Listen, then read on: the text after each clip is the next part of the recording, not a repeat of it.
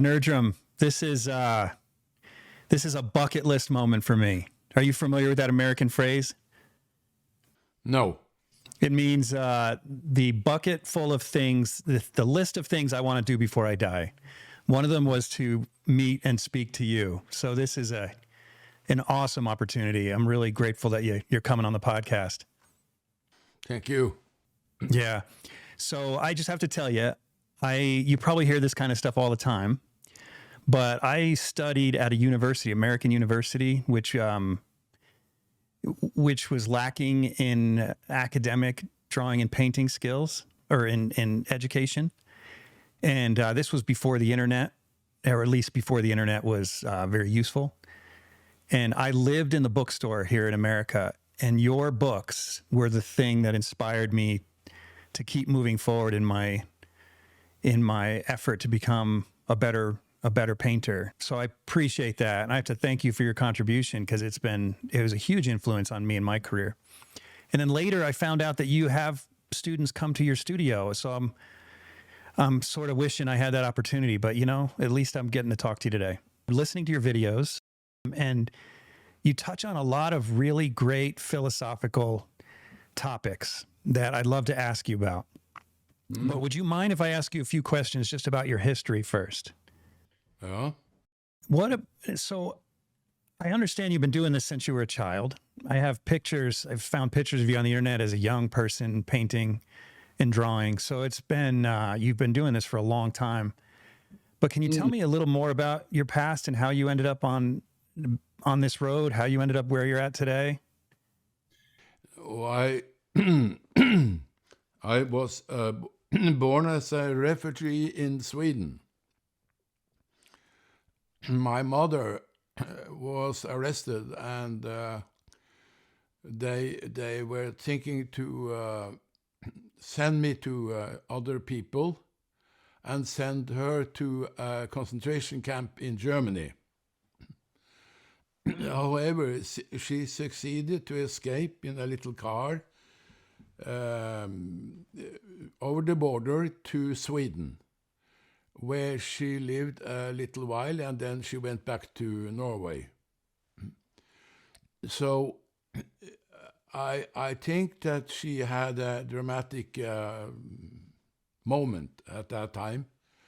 And so later on, I got the knowledge that I wasn't a real child of the father, so there was a lot of trembling and disappointments and a lot of things for her. So I think that is,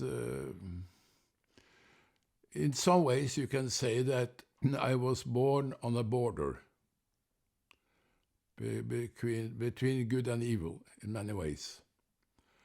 So I began to... It was a quite difficult story, but I saw some Greek statues as 9 years old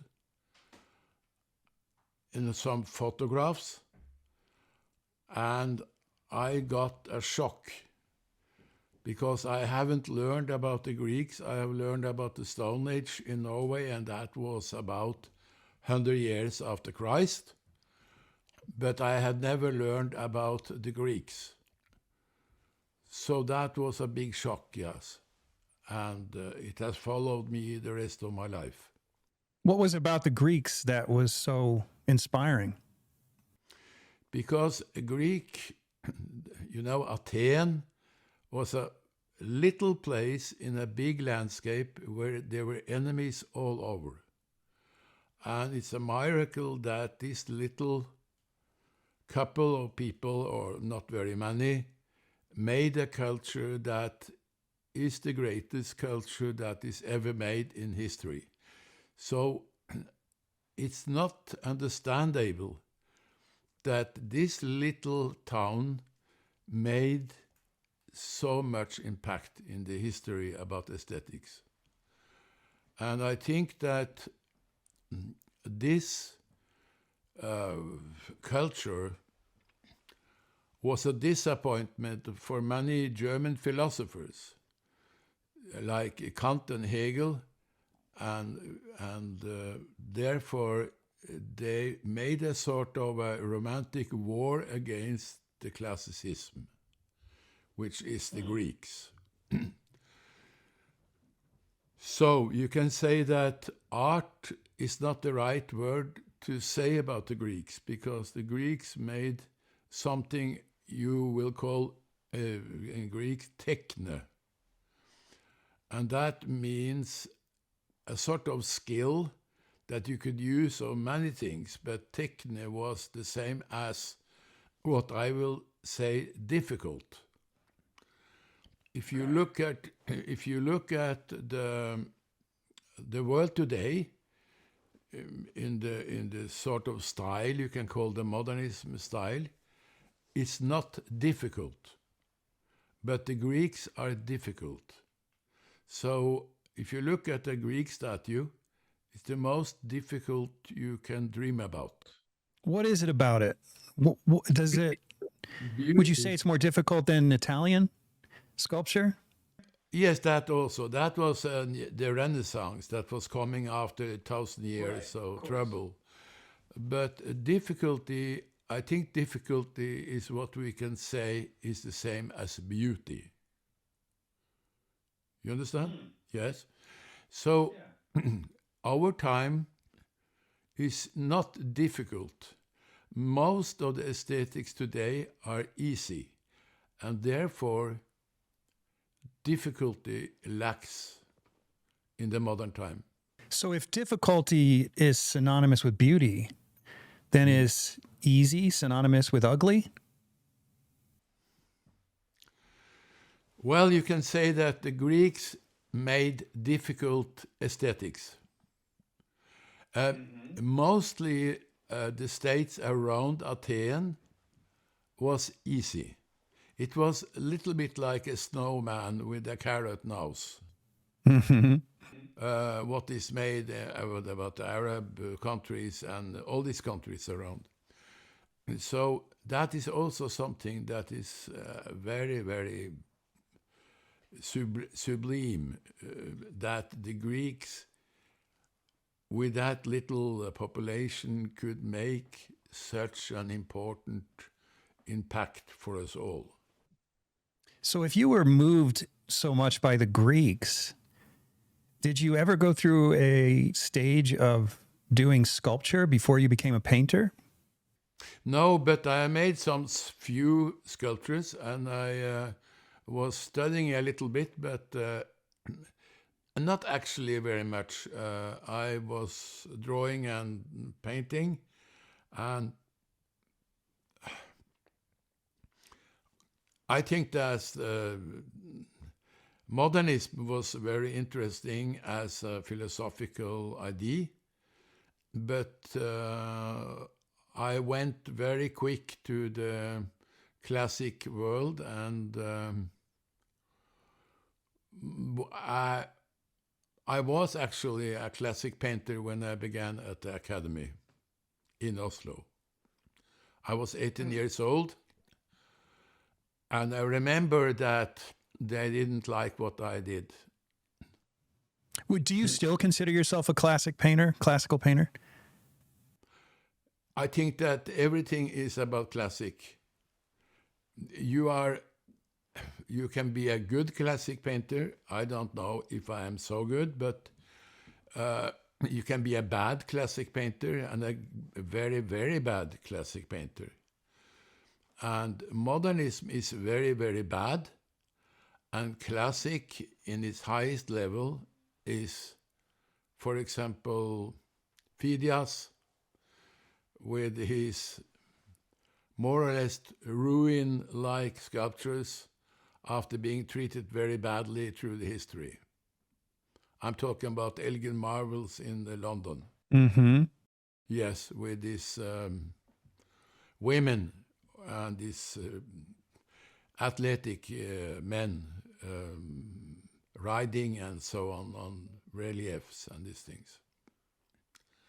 And the tradition was living more or less from 500, now 400 before Christ to Christ's time, actually, where you see the Spelunga figures outside of Naples that illustrates the life of Odyssey.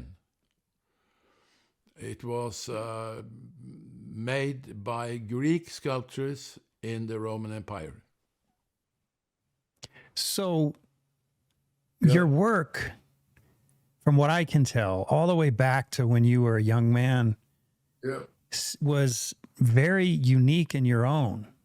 I couldn't see much of, I couldn't see a significant evolution in intent, which I think is remarkable because you matured. Like, I don't know how young you were, but you must have matured in your early 20s, if not your teen years, as far as what you want to paint and what you do paint and your how you paint it. I'm really curious. What do you suppose it is? I think a lot of reasons is because I have Tourette, and I had strongly Tourette. Tourette, I'm sorry, I don't understand. Do you mean Tourette syndrome? Of tics, you see. Oh, Tourette syndrome, right, yeah. And I was therefore actually a little bit ostracized because of that, because people were thinking that I was crazy or something was terribly wrong, and my stepfather was kicking me all the time because I had these strange things going on, you know, with my hands and like that, you know. Right. Yeah. My son has a sort of a minor case of it. Yeah. That's very interesting, because then you are isolated and you don't understand why you are isolated. So my situation was that I was a loner very early. I began to write poetry very early, and I also were going to museum very early for myself as a 7-year-old boy and 8-year-old boy. I was visiting a museum in Oslo in Norway, where they had, of course, a lot of pictures of Edvard Munch, also early pictures, which I adore really strongly, because the sick child is the Nordic Rembrandt in some ways. Mm-hmm. The sick child of Edvard Munch. Right. So I lived more or less isolated, I think. I was on school, but I was living isolated, and it very, very bad in school. So I wasn't the brightened. I mean, I didn't work very well as a school pupil, but because of that isolation, I think I created everything for myself and didn't follow really the time I lived in. Do you ever wonder how you might have turned out if you were born 50 years later? Because I can imagine a kid who struggles with something like Tourette syndrome today, who's a loner, and rather than going out in museums and picking up paints and drawing and various other activities, he might just spend his whole day on phones or video games. Well, I tried also to be a composer, but my parents didn't like that, because piano, I was trying to get piano all the time, but I shared money, but I didn't reach it. So then I began to be more and more painting. But the problem was, as I told you, that when I come to the academy, where they become enemies very quick, the other pupils. They wanted to follow the right way, the right way of making art. Is that sarcasm? Yes, yes. Okay. And I succeeded in coming into that academy, and I was expecting something, but I didn't get anything. So at last they throw me more or less out of the academy. My father was a director for a firm, my stepfather, I mean, and he warned me very much a lot of times because he had contact with the Labour Party people in Norway, because he had a high position in the aircraft system. And he warned me again and again and said that don't do it, please. Really? You will ruin your life if you continue with that.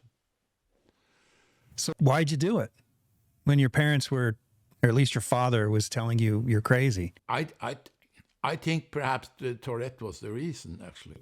Really? Why is that? Because when you have Tourette, you are just like fireman car, fire car, that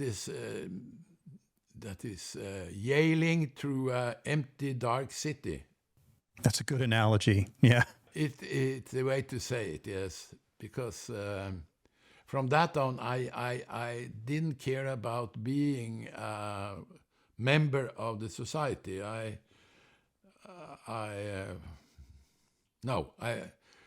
have never been a real person in the society. I have living isolated more or less the whole time. But I got some few students in the beginning, and I was 18 years old, and some young people on my same age or a little bit older began to be interested in the way I looked at things. So some few people wanted to be pupils of me. At 18 years old? Yes, I think there was 2 or 3 people that wanted to stay to paint and learn. So, and so I got more and more pupils, and then the Americans was coming. That was much, much later. And they were coming from more or less the whole world at last. Now I have one pupil from Cyprus, and I one from Portugal, and one from New York, and one from Canada. And mostly the latest years I have had a lot of students from the South America. For example, Colombia, Argentina, Brazil, Chile, and so on. I have to say that I think that they are all very introvert people. So I think my place here in the farm here in Norway, in Stavern, is visited a lot of introvert people. You know, extrovert, introvert. Yeah. The European culture and American culture is at this time very extrovert. Mm-hmm. But these people are introvert, and that means that when they come to me, it's a sort of coming to a refugium. Yeah, refuge, kind of an escape from the extroverted noise of the world. Yeah. And they are more or less introvert people. And introvert people is opposite of the extrovert, as you understand. And the difference between an introvert and an extrovert people is that an extrovert look at the clock and understand that he has to hurry because he has to hurry to the next place or something. But the introvert is not only interested in the clock in that way, but he will open the clock to see how it works. I haven't heard this before. So that is the difference. The introvert will go in depth, the extrovert will live on the surface. Yeah, my understanding of, and I'm not disagreeing with you, I find this interesting, but is of extrovert versus introvert is just where they find their comfort. Are you comfortable around other people? Or are you comfortable alone? But it's interesting that you're tying it to their interests. The sad thing is that the introvert are about 20, 30 or 20%, and extrovert are 80%. Mm-hmm. So we are dominated by this 80%. In a democracy, the 80% will always have the upper hand. Yeah. So if you look at the culture in Europe in general, it's made by introvert people like Pope Julius II or Ludwig of Bayern in Germany in the 19th century, and a lot of kings. King Charles I of England was a great lover of paintings. So they made institutions like operas, museums, or castles with a lot of masterworks, you can say. They made a culture in Europe. They had orchestras if they were rich enough. And the point here is that you had a lot of warriors among the kings, but they are not so interested because they are more extrovert. But 1 of 4 of these people was an introvert. So you had some introvert kings and queens, and they were absolutely 100% for culture. So they made the European culture, these introvert kings and queens. However, if you have a modern democracy, then you will not have very much culture more, because culture is made by these strange people that was introvert. Can an extrovert make a difference in culture, or is it like a hard no? The extrovert has made the big a positive difference, I should say. No, a negative difference. Oh, bummer, because I'm an extrovert. I'm really feeling down right now. No, but the extrovert, it's very difficult to articulate what the extrovert is, but the extrovert people wants to have pop music, and the introvert wants classic music. Can be everything. Classic music can also be film music. For example, Hans Zimmer is a typical composer that has an introvert character. And I think that if you shall reach a great culture anymore at all, or destroy the world with bad quality, if the extrovert continue in that way because they have the upper hand, you will get a bad result at last. So it's a dilemma, because we don't like that, I mean, Darwin and Freud and Marx, they had this idea that the aristocracy was just a bluff. It wasn't true. And the Pope wasn't true. He wasn't chosen by God. He was just ordinary, So it's very difficult to go back to that situation where some few royals and some cardinals or popes could get that power back again. A president can't do very much. He can't make the Capella Sistina in Italy of Michelangelo.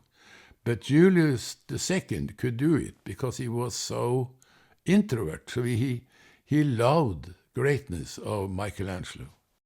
What about the financial side of it? No, they were protected by God, so they could use so much money they wanted.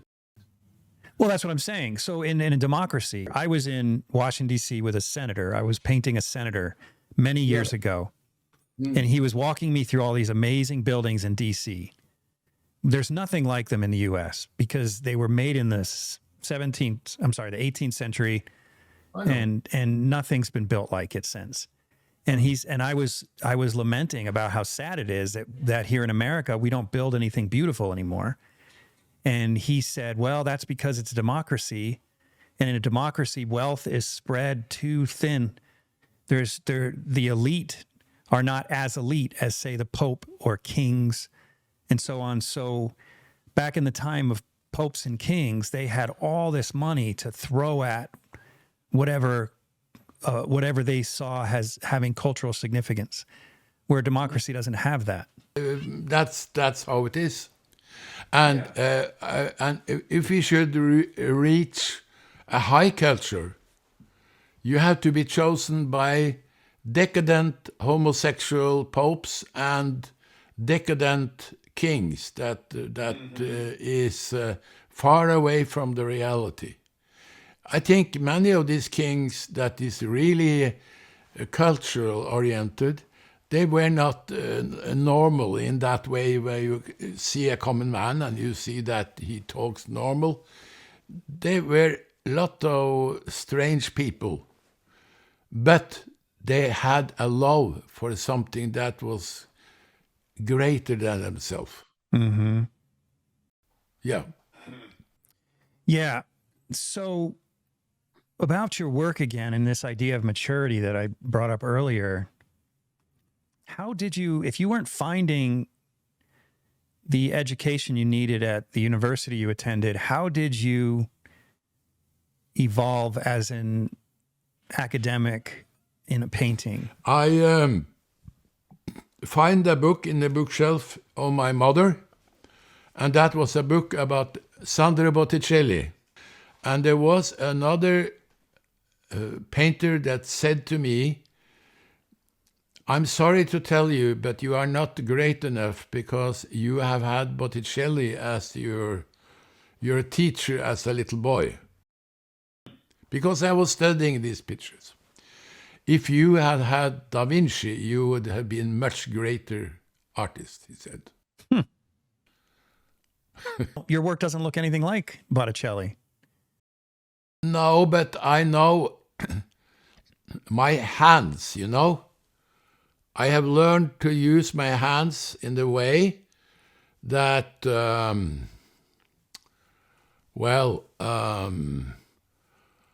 you know, in Primavera there is 3 grazies that is and they have hands, you know. Mm-hmm.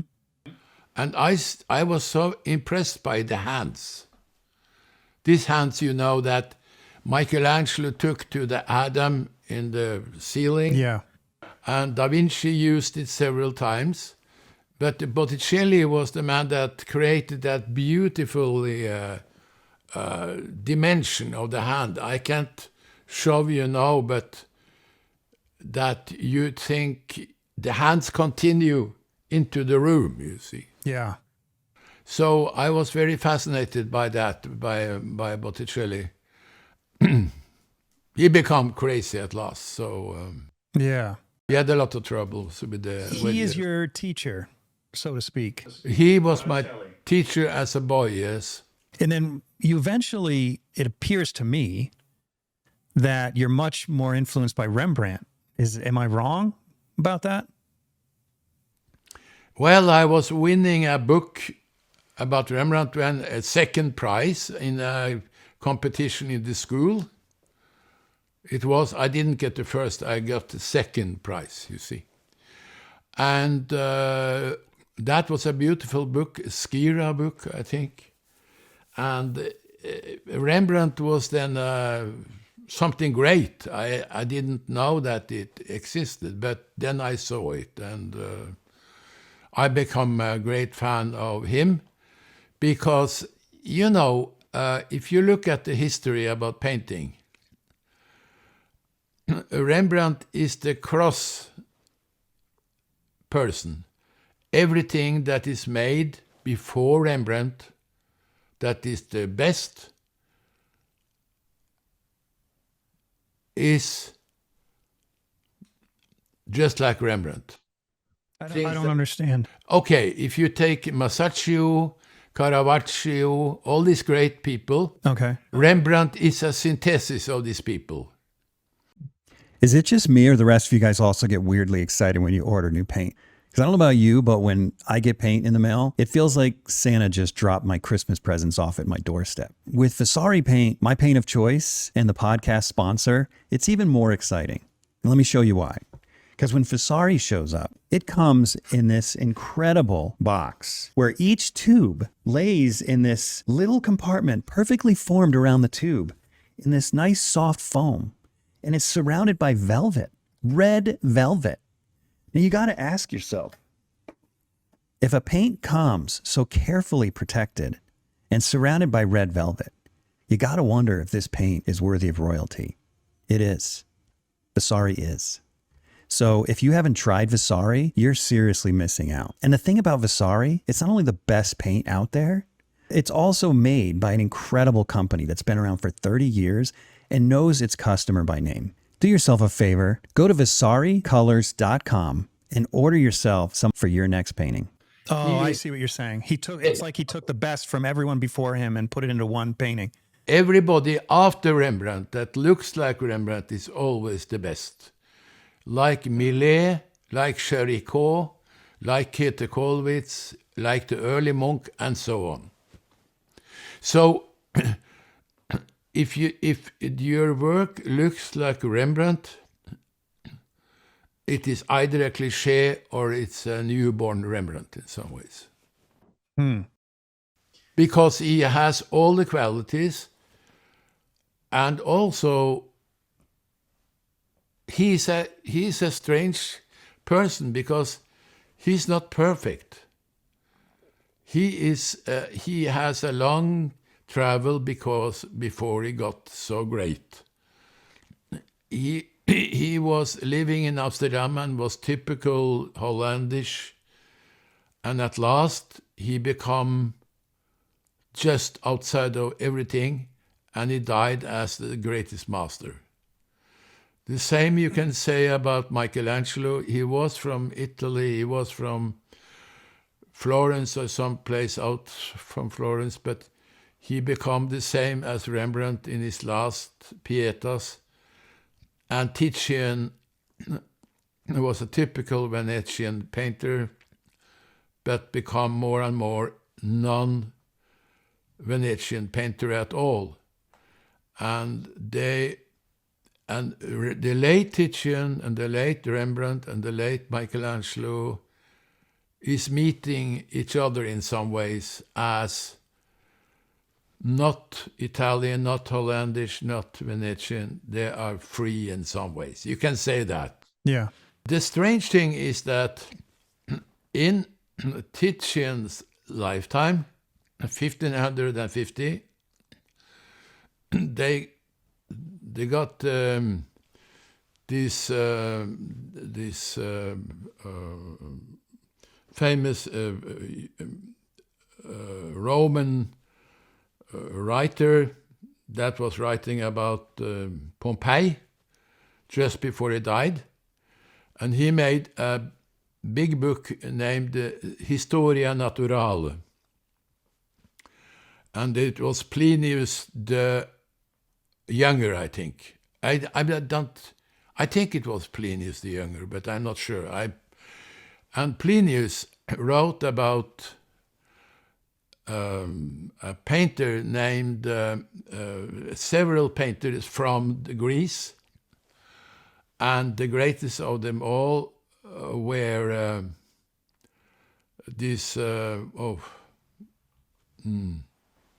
Apelles, which he said in 71 or something after Christ, that Apelles is the greatest painter ever lived. And we don't know anything about Apelles today. So the only thing we have from Apelles is the name Appel. It's something they use as a word or something with a trumpet when the the war people shall meet. You know. So we don't have any evidence of how good he was? No, there is nothing left. And that is because this big iconoclasm that ruined all these pictures, because they burned very well, because it was mostly, I think, on the wood plate. Mm. And also canvas on wood, but mostly I think it was. So I don't want to get off on a tangent here, but don't you use what people call the Apelles palette? Oh, yes. There is a painter in Sweden named Zorn, and he used a palette that was more or less the same as Apelles. I don't know how he got that news about it, but... Yeah, okay. And Apelles painted with only red, black, yellow, and white. We don't know very much about the white, but we know that the red was... what to call that was Cinnabar. Was it vermilion? Yes, and yes, vermilion. And it was black ivory, not ivory black, but A bone, maybe? iron black. Ivory is, yeah. Iron yellow. Which kind of yellow? Iron red. No. I think it was iron red, iron yellow. White, but we don't know really what sort of white. I have no idea about it. At last, Rembrandt believed that he was a new Apelles. He has pictured himself as the pompous Apelles, and I think that there is a man, the author, that wrote that the Aristoteles painting in the Metropolitan actually is Apelles, because he had this golden chain, you see, this big golden chain on the Aristoteles figure, which probably is Apelles. And this big chain he has is a sort of something Rembrandt remained himself very much about, because he painted as a young painter 16 portraits with the golden chain. He knew that Titian had got it from the king. It was a golden big, you know, and Rubens have got it, and so on. So that was an honor to the greatest painters, that you could get this big chain, you see. No kidding. He didn't get it because he wasn't famous enough. So the end was that he dropped the chain and began to look at his own face, really. And then that he was about 50 and 55 years old. And he began to study his face instead of just make a face and a very great, important chain with impasto, you know. So it looked very... He was more oriented around that chain that in his face. His face wasn't so important in that period of his life. But so he began to concentrate on the face. And he dropped the chain. And that is what we talk about as the greatest works of Rembrandt. Yeah. You know, you've done a lot of self-portraits. What do you find interesting about self-portraits? And what role has it played in your body of work? Yes, I have done a lot. I have always said that if a great painter or a painter makes a lot of self-portraits, that is a good sign. But it doesn't mean that people that not makes many self-portraits, for example, Constable or Turner or something, should be minor. They are great, wonderful painters. So, but they're not figurative, so they're not going to be doing self-portraits. Yes, but you know, they are, I think, but Käthe Kollwitz made a lot of self-portraits. Da Vinci made a lot, but it was mostly drawings of himself. And that is, you have to accept yourself, if you shall do something important. What do you mean by that? You have to accept yourself. But Rembrandt looked like Socrates, You mean you have to accept how you look to the world? What you call it, he wasn't a beautiful man. Right. So you must accept yourself, and then you can make some portraits of yourself, yeah. Right. And you must accept what you are. You can't begin to tint yourself up or something. Yeah, that reminds me. So when you say you have to accept yourself, it makes me think of how I feel when I look in the mirror doing a portrait. It's probably my ego that makes me not want to stare in the mirror for 3 hours, right? And I'm just not satisfied with how I look. And that reminds me of a conversation that you had on a video not too long ago about egocentric, geocentric, and heliocentric. And these are, as far as I understand, levels of accomplishment in painting. Yeah. It's, yes, it's egocentric. Geocentric is Thorn, or Sergeant, geocentric.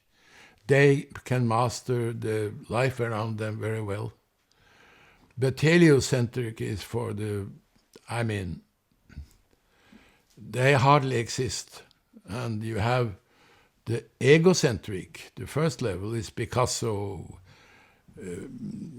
Matisse and such things. That is a geocentric. What is it? What is it about them? What qualities makes them an egocentric painter? Oh, that means that they are looking for originality and these cheap things. Because the first thing you must learn is that if you shall reach a high level, you have to drop yourself as leader of the company, you can say. You have to obey a long time, like Plato says that a philosopher can't really write philosophy before he's at least 40 years old. So I think you must obey your head and accept the nature like improving situation. You have to be better every day, you see? Every day you go to the easel, you have to be a little bit better. So just to make sure I understand it, when you say egocentric, it sounds like it's about priority. An egocentric artist is less concerned with... Look at me, That's what it means. Look at me. Yeah, they're more concerned with fame and recognition and being the next hip artist than they are really painting from their soul. They want to be, they want to follow the right direction, and they want to make something that they know will succeed in the society. Yeah, and I love this philosophy because it really explains why there's been such a linear path in art. Why art has, with few exceptions like yourself, art has been one artist building on another artist and constantly moving toward the next hip thing, the style that the art historians say is relevant, right? And instead of just going after absolute beauty and craft. Yeah. For example, in the German philosophy, Kant has made rules for paintings and literature and music, but he has not made rules for films. Mm-hmm. Therefore, films do what they want. They can make films about Napoleon, or they can make films about Cleopatra or whatever, Caesar and Cleopatra. So, they are totally free. And that is because film didn't exist at Kant's time. Therefore, he hasn't used his hammer on film. And so film is a free place. But in painting, you have to follow the Kant example that a genius is a sort of a gorilla that is painting because he is a prioric, not post prioric. Do you think that film is really free anymore? I feel like film is in the past 10, 15 years has started to be attacked by the tentacles of society. It's a problem, but the critics are nice to really good movies.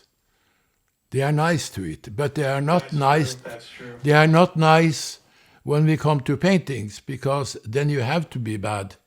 And if you are really good, then you have a very bad social situation. Yeah, okay, I see what you mean. Obviously, you've experienced some pushback against your work, or you wouldn't have these feelings.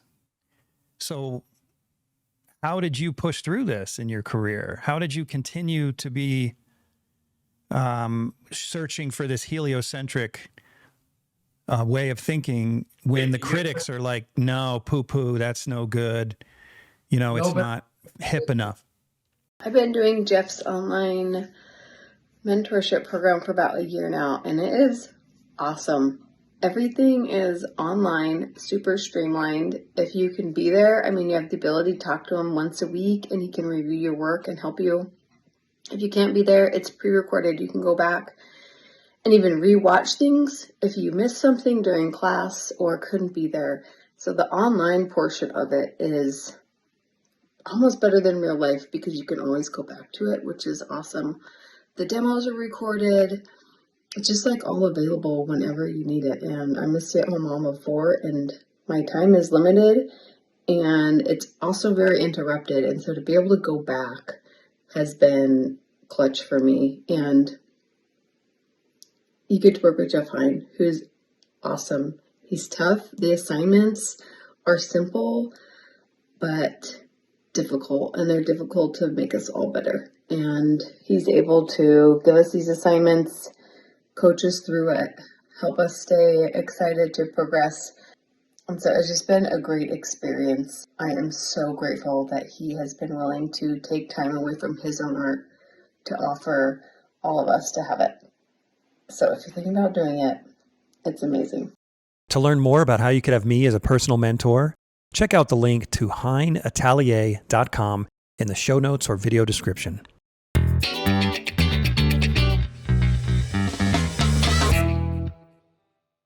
But it's very easy to understand, because if you take a young girl for 200 years ago, her position in the society was already made for her. Mm-hmm. So she had to be a servant girl or a princess or whatever, where she lives, you see? So they had a very clear position in life. What shall happen with the life? Yes, you shall do that and that and that. In our time, they say to the girl, do what you want. You can be a star. So if you don't get to be a star, you get a problem. You see? Mm-hmm. If you don't become a Picasso, then you get a problem. It's not, you are not good enough. You can say you don't understand.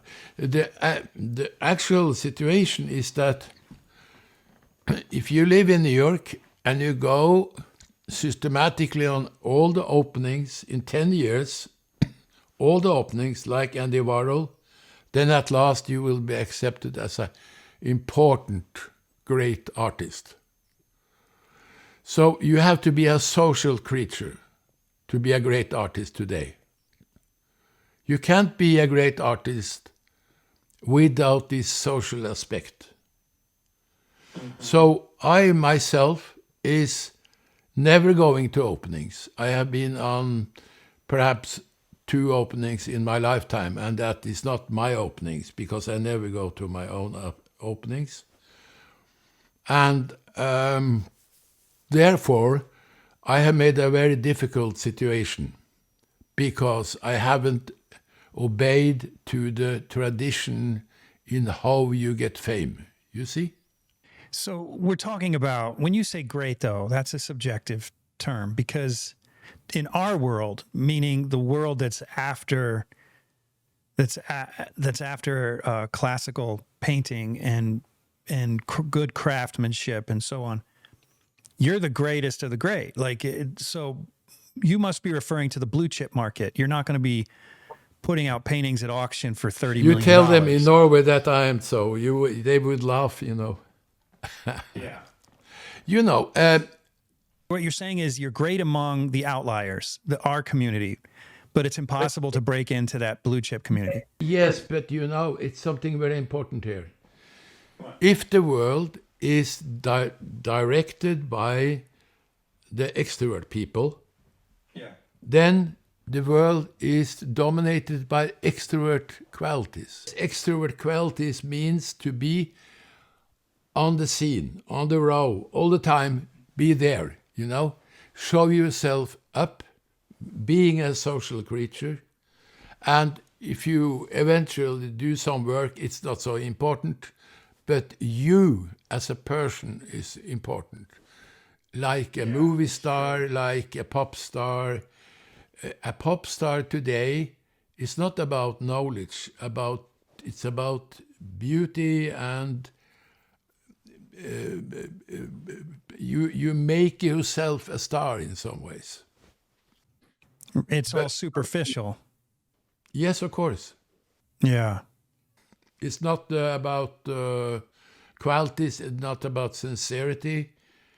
It's about to be in the center of the gang, you see?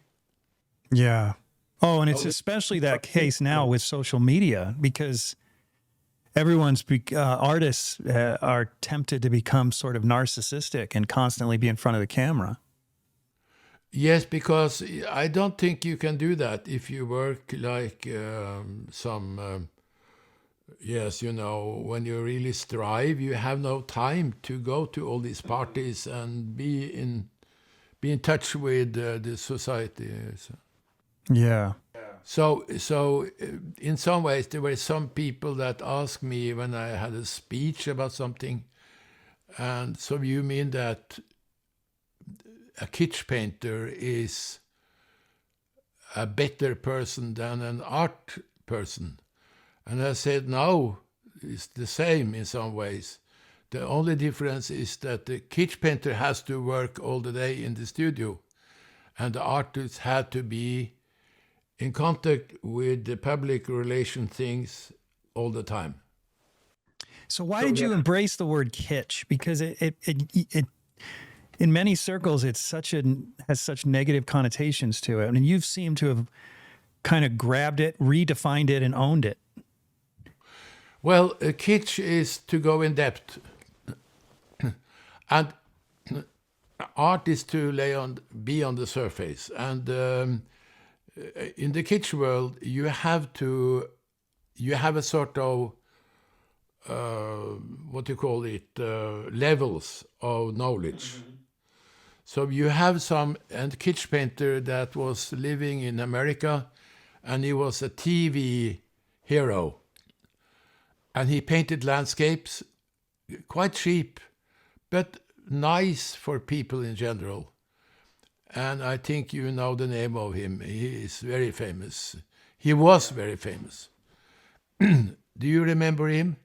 You talking about Kincaid? Not Kincaid. Well, you can say Kincaid too. Okay. He was also a very smart kitsch painter that reached the stock market and everything. So, but it wasn't him. It was another man. And but they were not clever enough. They had good intentions, but they wasn't clever enough, I think.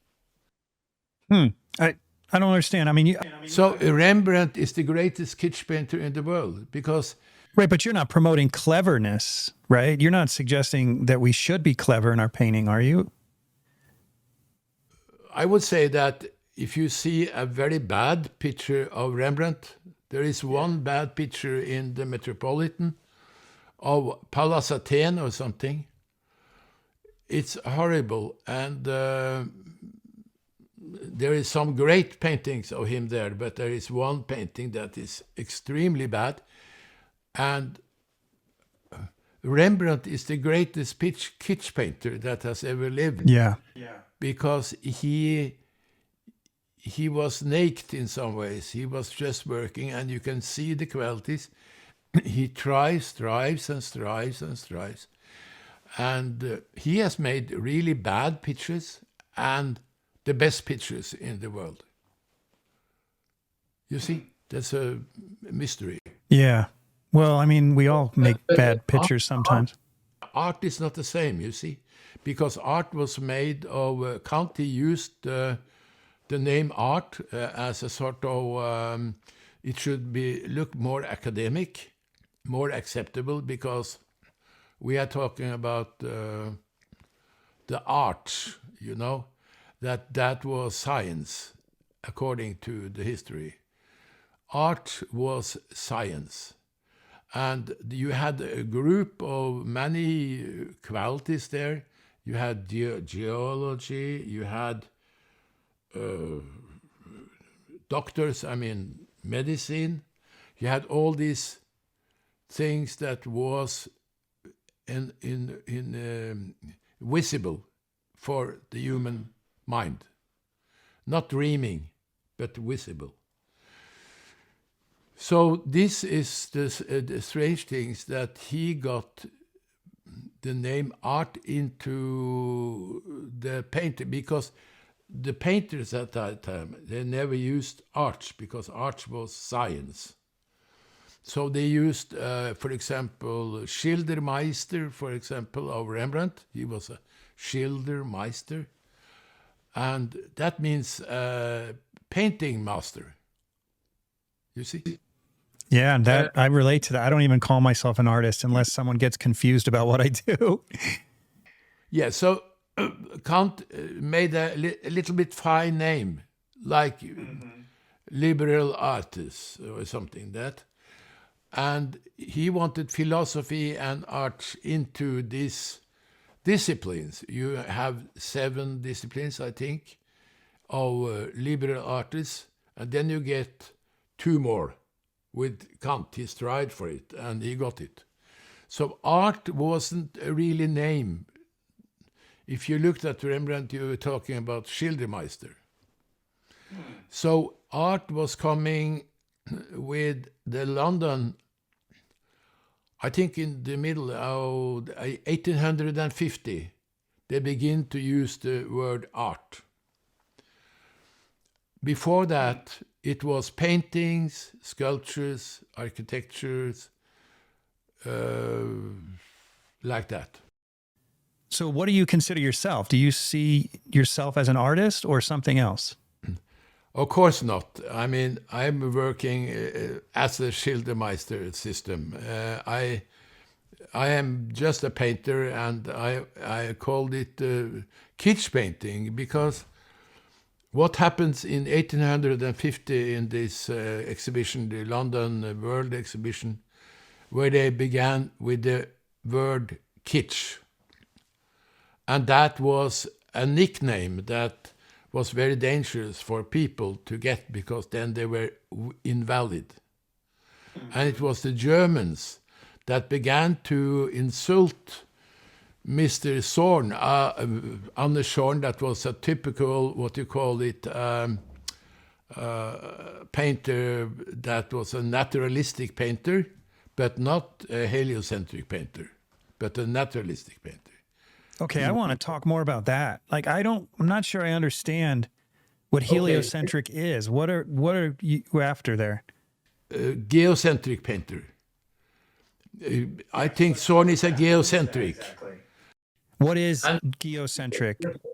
That means that I think Aristotle has talked about something like it, that if you can't get more control than if you stay in front of a little city, you can see the beginning of the city and the end of the city.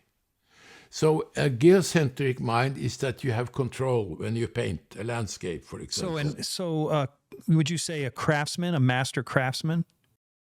It's a geocentric, yes. Yeah. Okay. But when you come to the highest level, you can't really call it art anymore, because art is the first level. It's here am I, here is my feelings, and it's about myself, that I shall be something great, you see? Not the painting, but myself. So art, if someone refers to you as an artist, it's kind of an insult. Not an insult, because a lot of actors are just like art people. A lot of politicians are a little bit arty. It's themselves, the selfish. Look at my soul, look at me, look at my feelings. My feelings is more than a good handcraft, because my feelings is true, you see? It's a German, you can say, if you talk about the philosophical direction in Germany in 1850s or 1820s, it was about look at me, I have a soul, you know? I am unique, you see, in that sort of things. That is typical for the romantic wave, you can say. And Hegel said it very clearly, that if you do one more drama that is as well as Shakespeare, as good as Shakespeare, it will not be acceptable in the modern world, because the form is not yours, you see. Mm-hmm. So you have a problem with Shakespeare, because Shakespeare didn't exist. It was Marlowe that was writing the best dramas, and so you had a lot of other people that was making dramas a la Marlowe. So you have a sort of a very crooked history about the name Shakespeare, because he actually didn't exist. He was a sort of a pseudonym name. Right. I'm coming back to the kitsch. So the kitsch was established as the non-quality state, and downstairs and upstairs. You know, the downstairs was the servants, Yeah. and they had two pictures behind them, and it was Queen Victoria and Albert, her husband, the Queen and her husband. And they were made with oil on paper. It was a sort of a lithograph that was colored. So I think, personally, they don't really know what that is, that name kitsch. I think it was kitchen, means simply kitchen. Ah. It comes from it is for the underclass, you know, the not so fine people. Really? Therefore, it has a very bad reputation. It's just like you, as I said to a pupil, let's compete here. We have a cat here, a dead cat. And I painted that cat, and he said to me, we can't paint the cat. He was from France. And I asked him, why? Why can't you paint a cat? And he said, you can't paint a cat. And I was wondering a whole day, and at last I was thinking about Marx. Oh God, he's a Marxist. Because if you can buy an apple for $50, okay. But here in this country, a cat is for free. You have to get rid of the small kitten, you know? Mm-hmm. And therefore, of course, a cat has no value, and therefore he is not valid to paint. So it is a little bit the same with kitsch. It's devalued. Your feelings are devalued. So if you are yourself, as they say, then you get even more devalued. But if you are a copyist of a style, then you can be a Picasso.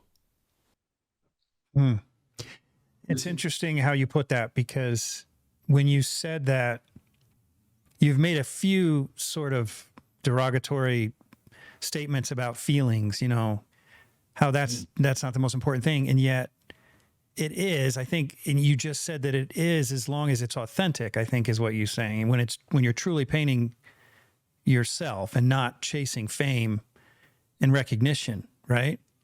And so with your work is packed full of something. I mean, there's a lot going on in your head, you know.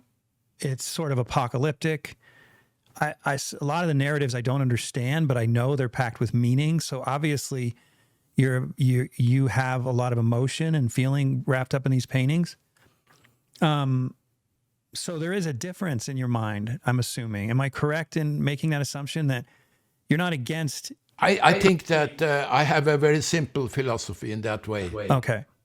If a picture or everything what you create is vulnerable,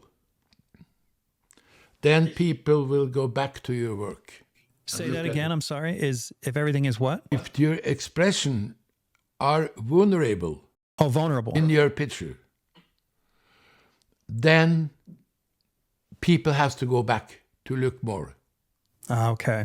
Mostly when people go to museums, they are there and they look at Mondrian and some others, Pollock or whatever, and then they go and they don't come back. But if you have a Rembrandt, a vulnerable Rembrandt self-portrait, they come back to look at it more. And they come back and they come back.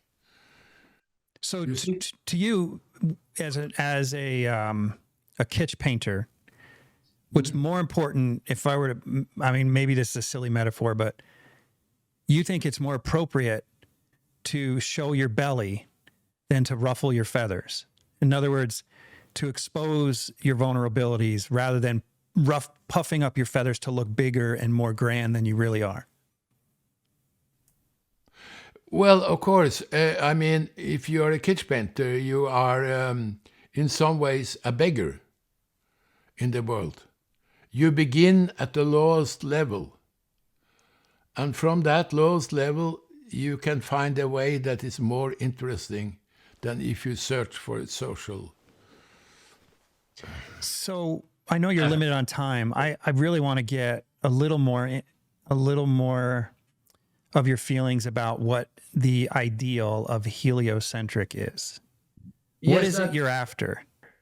Oh, I can say it another way. As I said in the beginning, it's very deep. Beauty is the most difficult thing in the world. You see? Yeah, you also said beauty was a complicated word. What? So Wait a minute. I had a sort of aphorism about it. A genius never take ski lift. Okay, why? Because he want to climb up to the highest point himself. A genius wants to take the hard road. Yes. Because when you take the hard way, then you have much more joy when you really get it. I totally agree with that. If you don't get it, then you have a metaphysic problem, just like if the girl goes away and you are staying there alone and you are unhappy, then you have a metaphysic problem.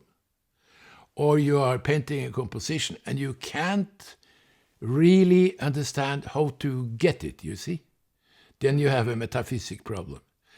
And if you solve it, then you don't have any problem and you can begin with a new picture.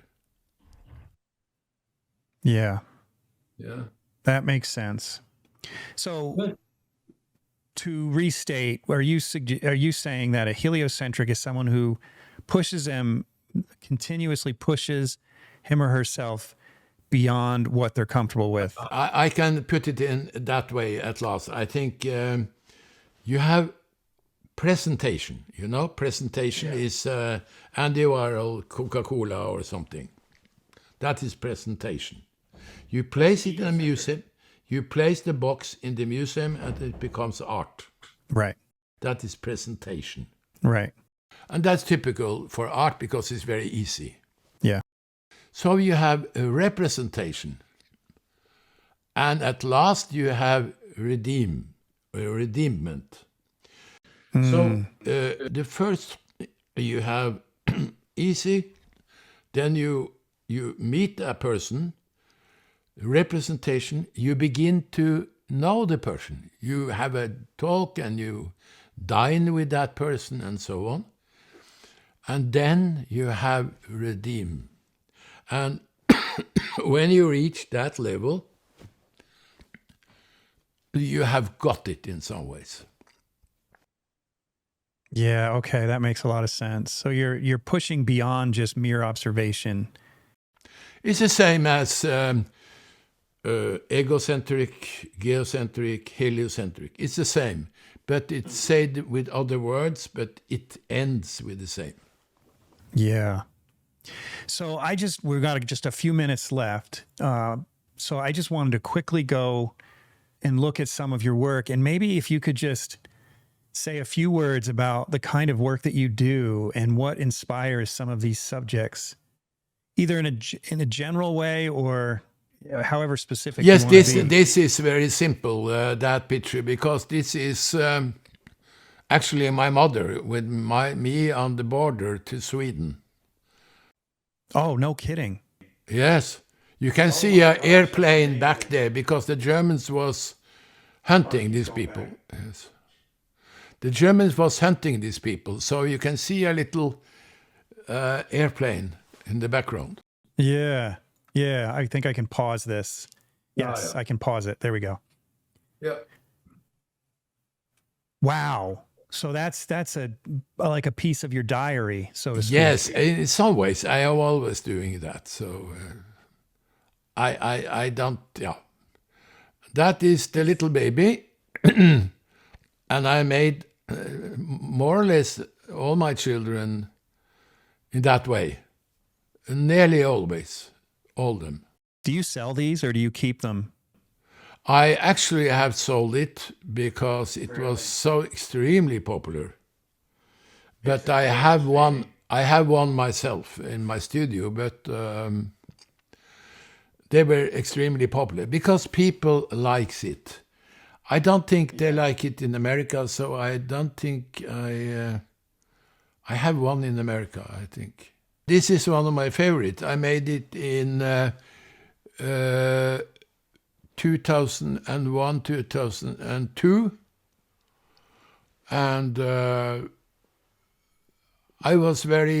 I have made these faces, I think I made studies of them all in small format, sketches. What's the scale of this painting? Oh, it's big, it's full size. These are all life-size figures. Yeah. So this thing has got to be at least 10 or 12 feet wide. Yeah. Wow. What do you see? I'm working on a series of large paintings right now, and I genuinely would kill to be able to do this quality of work. But one of the things that I often wonder about other figure painters that do large, ambitious work, how do you get yourself to the easel day after day? Is it difficult when it's so big and intimidating, or does it not intimidate you? This episode is brought to you in part by Rosemary Brushes. If you're one of my listeners who's a professional artist, you're already using Rosemary brushes. But for the rest of you, come on. Take your work a little more seriously. Stop buying the other brands. It's just not worth it. Every now and then you may get lucky and buy a good brush from another brand, but use the brand that professionals like myself are using.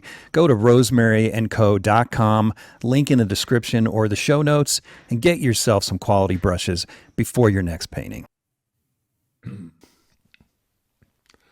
I don't know, but it wasn't very uneasy for me to make that because I had made a big podium outside of the farm here, and it's made outside in the sun, and they were lying there, all these women, more or less together in a big, say sort of a tableau, you see.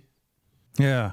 I had a podium that had a winkle, so you could see all of them like that.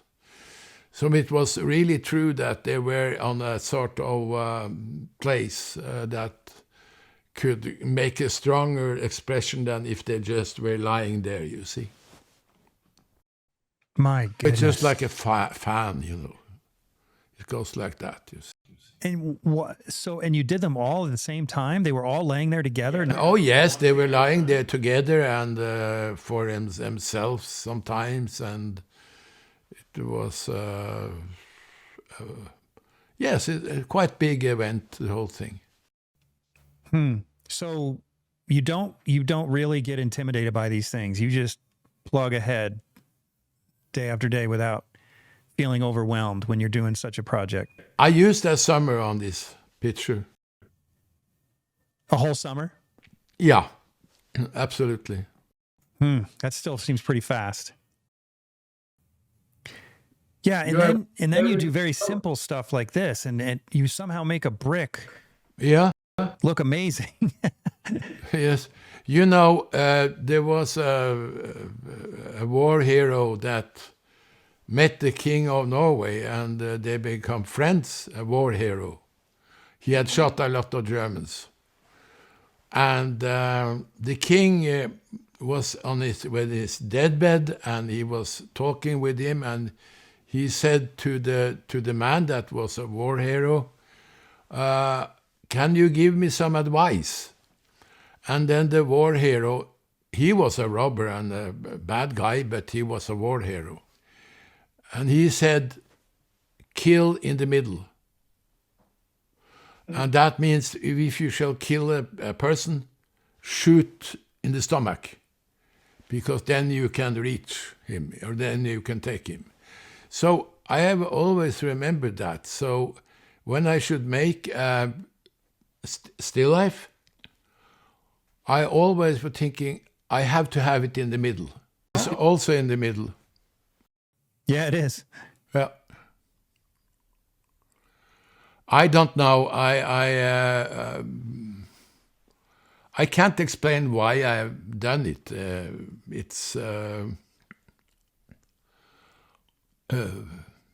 No, I can't explain. No, sometimes it's just about you're just inspired to paint something. There's not necessarily a clear narrative. Yes, it's just normal for me, and probably because I had Tourette, strong Tourette when I was a child, and I think it looks a little bit Tourette. Yeah. Well, this has been a blast to talk to you. Like I said, it's an interview that ever since I started podcasting, I've been hoping for. So thanks a ton for your time. Thank you very much. It was very nice, and you had very smart questions.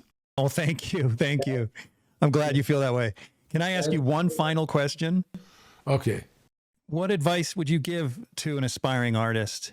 Maybe a piece of advice you wish you had, or one that you did have when you were young that you found useful? Oh, forget the world. It has nothing to give back, especially in this time. That's perfect. Yeah. Thank you. Thank you again, Mr. Nerdrum. It was a true honor. Thank you. Thanks for tuning in to the Undraped Artist Podcast. If you enjoyed it, subscribe. And if you could, leave a comment or review. That really helps the channel. Please share the show with your friends, and if you're feeling generous, consider a monthly donation at theundrapedartist.com. Thanks again for watching. We'll see you next week.